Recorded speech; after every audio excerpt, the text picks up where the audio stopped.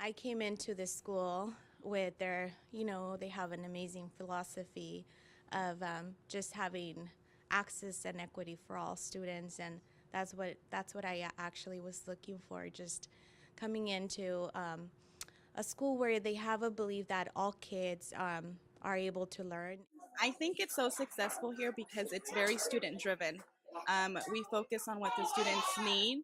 And yes, of course, there's obstacles and scheduling and things of, like that. But the focus is the kids. And when we have issues or conversations, we always go back to how can we help the students?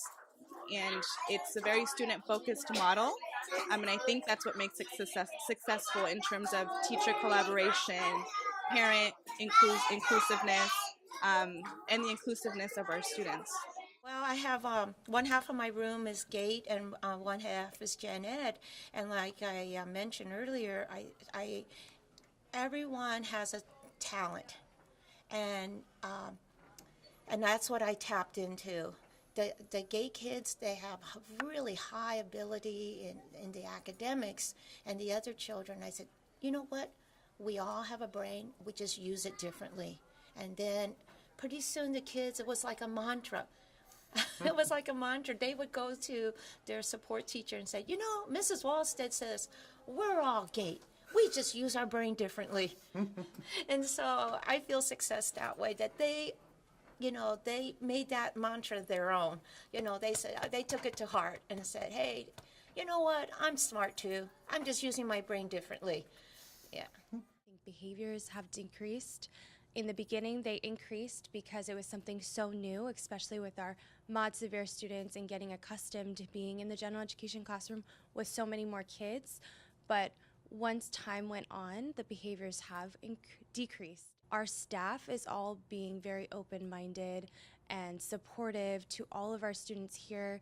It's not so much your students versus our students, it's all of our students, so it's been very positive.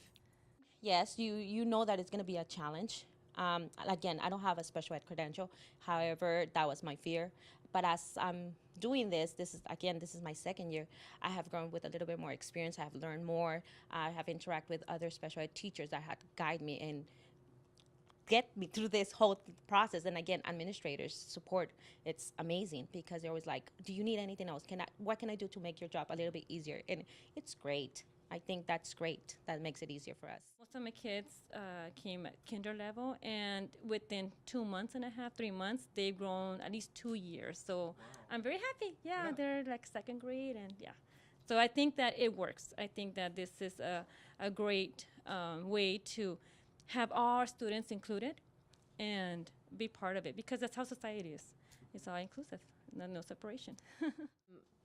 Well, when the classes were being formed for this new school year, it was presented to me to have an inclusion class or just a regular gen ed class, and I was given, myself and another colleague, we were given, these are the choices, what would you have? And I didn't really have that option because the other gal had seniority over me. So I just said, I'll take whatever.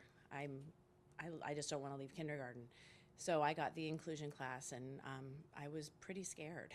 I was terrified, not for the reasons you think, but just I wasn't sure how I was going to handle it.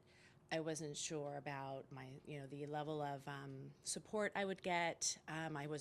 Didn't want to trigger, any of these children, and how would I ease them? And it was very scary for me. And once this classroom started and whatnot, I had great support, and it just really became this really beautiful thing. One of the things that we were told was, you want the special ed children to be in with the gen ed population, because the gen ed population will be role models for them. And what I saw was that, but I also saw my gen ed kids just start to take ownership of these children and protect them and guide them. And it was a beautiful, beautiful thing to watch. And it was something unexpected.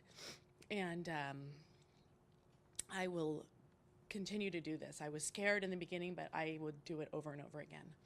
So that was my my feeling at the beginning, and now it's kind of done a 180. We don't have special ed banks. We don't have special ed malls or special ed bookstores.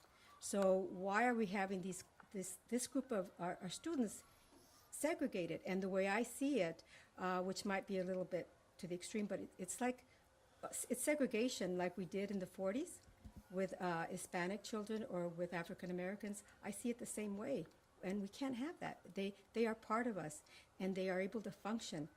We just have to accommodate their needs.